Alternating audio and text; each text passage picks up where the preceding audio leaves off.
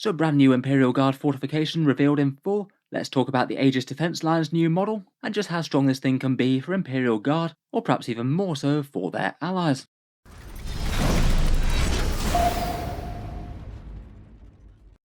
Hello and welcome back to Auspex Tactics, where today we're talking Imperial Guard once more, and Games Workshop seems to have finally lifted the lid on what looks like the last Astra Militarum model release of the year, the Aegis defense line that we'd seen teased a couple of times in other promotional shots, but they for some reason had neglected to mention up to now. Let's talk about the new model, compare it with the old one, and follow it up with a full review of the datasheet and the potential applications of it in-game. So the Aegis defense line, as many people will already know, is a generic fortification choice in previous 40k. I believe that the original kit was released sometime around the release of Apocalypse in 5th edition 40k, if memory serves. A bunch of fairly standard issue defensive palisades alongside a quad gun. I think thematically it's largely fit best with the Astra Militarum more than any of the other armies out there, though maybe didn't look too out of place alongside other Imperial forces like Space Marines perhaps. Now though, at least from this model kit, it's implied that it will be the Astra Militarum's fortification choice and not one that every faction can use. This redesigned model I think keeps some of the spirit of the last one, but the last one was a fairly basic model kit. This one has a lot more detail on it. Looks like really quite a nice terrain piece to be honest. You could certainly just use it for battlefield terrain, but it does have a datasheet in the Guard Codex, and the rules are kind of interesting. I do look like they could potentially be quite strong for Guard, and in particular for maybe some other Imperial allies. This is the new model. It was revealed in the Codex plus some promotional shots. We saw some guardsmen duking it out with some Xenos foes, and I was pretty certain from a first look at it that it did look indeed like a new miniature. Big props to the person who spotted it and messaged me on the channel. That was a fun one to get wind of early. From that shot it wasn't really clear just how big the thing was, or if there were any other design features on it. It does look like this is the full model. We've basically got a whole bunch of standard palisade barricades, and then including one big gun emplacement type one with some more body height walls, a bit of a firing gun emplacement. At least visually it looks like it could be a good place to put a squad mortar heavy weapon team or something like that. Games Workshop have given us a few different pictures of it, as it's kind of hard to properly understand the model from any one shot. The top down view does look like the majority of the barricades have no base on them, and it's just the main gun emplacement bit that does have an area terrain bit that you can stand on. Otherwise, thematically, I think the model's pretty simple and effective. It's definitely a bunch more detailed than the last one, with each individual section looking like an Imperial Aquila, which I think is really quite a fun touch, and very Guard. Looks like the various sections are modelled with a bit of chip damage, certainly the sort of thing that you'd expect to have a whole load of damage to it while repelling the invaders of the Imperium, and it does appear that one of the sections has taken a rather unfortunate massive hit, and that section is breached. I was guessing it would probably be fairly flexible in how you assemble it. Apparently Games Workshop says it is modular. I guess those little joints between the various different barricades can probably be pivoted and assembled as you like. From the appearance of it though, it looks like you probably have to glue it all together. They don't look quite as freestanding as the last set maybe.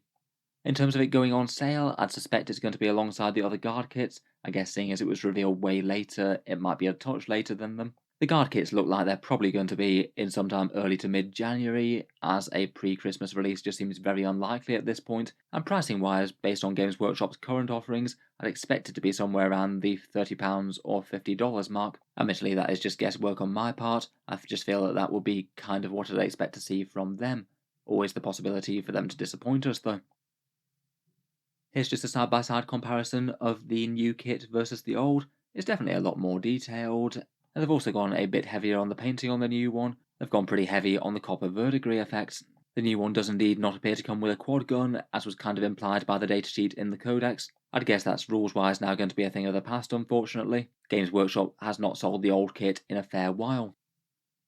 Let's talk rules though, and how good this thing is in game, and I feel like it's a pretty interesting model, a fortification with enough rules to be interesting for the 40 points that it costs.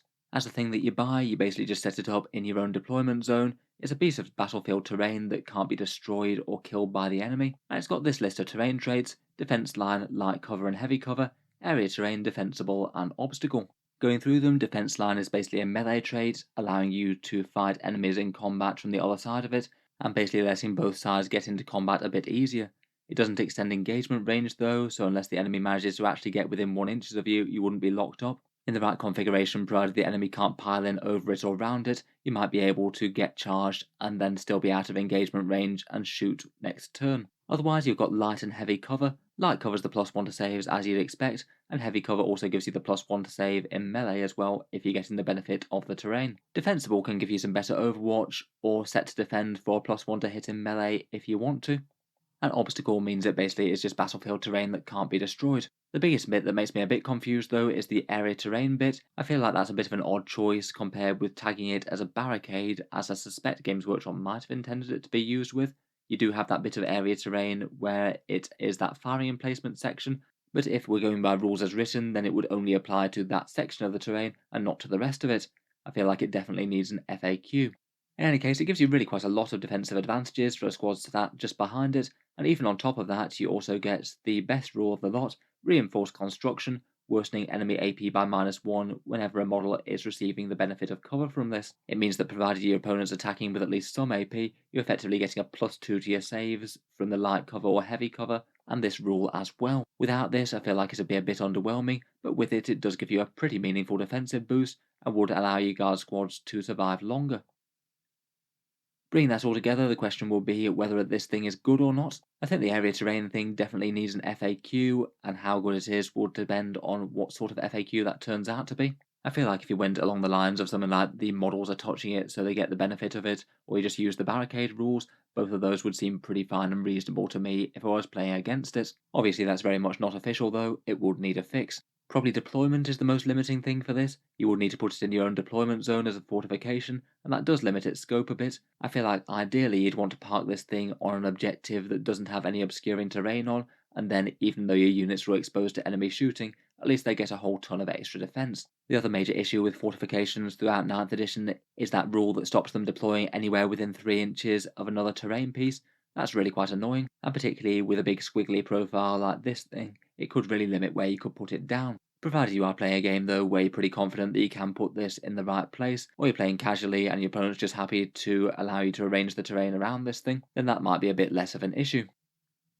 That brings us to what units might be best to receive the defensive buffs of it, and in the Guard I feel like the major targets might be infantry squads Bulgarin and Kazakin, all of which are interesting. For infantry squads, I feel like it'd be a nice defensive boost to them. They'd be saving on a 3+ against enemy fire, and you could potentially even give them that order for dense cover as well, so they'd be -1 to hit plus an effective +2 to their save against AP weapons. Definitely going to make them survive a lot longer on an objective, though I feel maybe at 40 points it maybe is going to be a bit close compared with just buying more infantry that can also deal damage as well. Maybe not super auto include versus just more troops. I think Bulgarin would be another really interesting choice to put behind it. They have some pretty crazy durability on the go with that. They've got a 2+ save at base with their slab shields, and this would give them another effective +2 to that provided the enemy's got AP, and then they've even got -1 damage on top of that as well. You'd really need disproportionate firepower to gun down a Bulgarin squad behind a defense line. You could pretty safely put them on an objective and know that that's not going away, and then of course you've got a massive Bulgarin squad for countercharging the enemy if they happen to venture too close. Ideally though, I think that they usually want to be advancing towards the enemy, so I guess some positives and negatives there. Ogrin could be interesting as well. They are durable enough with a -1 damage, but their lighter saves just mean that they feel a little bit less cool to have behind this than the Bulgarin do. I think perhaps out of the entire Guard army, I feel like Kazakin on foot could be really quite interesting with this. They are very strong damage dealers, even at long range if you give them first rank fire, second rank fire, and then maybe give them 4 rerolls with Mr. Leontus and the mortal wounds on 6th stratagem. You could maybe have them hiding behind terrain, give them all the buffs and step them up behind the defense line, open fire and blitz the enemy with a bunch of mortal wounds, and then against enemy fire they'd have a 3+ save against AP 0 and an effective 2+ save against anything with AP. That seems pretty nice, at least on paper. Small arms and things will be far less good against them. Really though, as good of a rule it is for the Guard Codex, I feel like this might actually be gamed for other factions in a more useful way than the Astra Militarum. In general, a lot of lists don't really like to soup and mix other factions with each other, but if you were running a combined arms thing with say Custodes or Admech, you could get some powerful range damage dealers with some pretty insane durability. At least on paper, units like Adeptus Custodes, Sagittarum Guard, they would really like this. They've got the 2+ save and the 4+ invul already, so are pretty durable. Getting them light cover and also an extra worsening of AP -1 is great. They'll be saving even AP 3 things on a 3+. If Admech Cataphrons got good as well, say Games Workshop gave them a lift in chapter approved, then they would also love this thing. I think either flavour of them would do pretty well with it. Chunky troops with decent enough saves, and some pretty reasonable firepower so they could happily sit behind it. If you were willing to ally either of those factions, and ditch the special rules like the secondaries and the pure army bonuses, then it could be pretty interesting. So overall, in terms of strength, I feel like it's probably not going to be an auto-include for the Guard, though at 40 points I think it's usable. It's certainly very cheap, and infantry squads on objectives sheltering behind this are going to be a lot more annoying for the enemy to kill with guns. Seems very usable just for troops holding the line, potentially tanky Bulgarin or Kazakins firing out a bunch of mortal wounds from behind it, and as mentioned, probably has even more value if you happen to be running an Imperial alliance of some sort and gaming it for already fairly tanky Custodes Sagittarium or Admech breaches. Let me know your thoughts though. How strong do you think that this would be in game, and would you be tempted to run one in your Guard army? If you've enjoyed the video, then feel free to subscribe to Auspex Tactics, where I'll certainly keep the regular 40k things coming. There'll be plenty more for the Guard in the next few weeks, including a video later in the day where we'll talk about the first Grand Tournament win for the new Codex. Feel free to subscribe or check back later if you'd like to see that.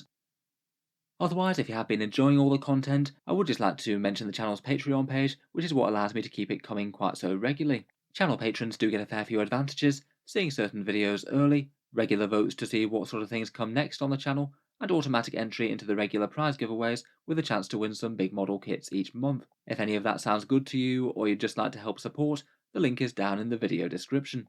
In any case, an absolutely massive thank you for listening, and I'll hope to see you guys next time.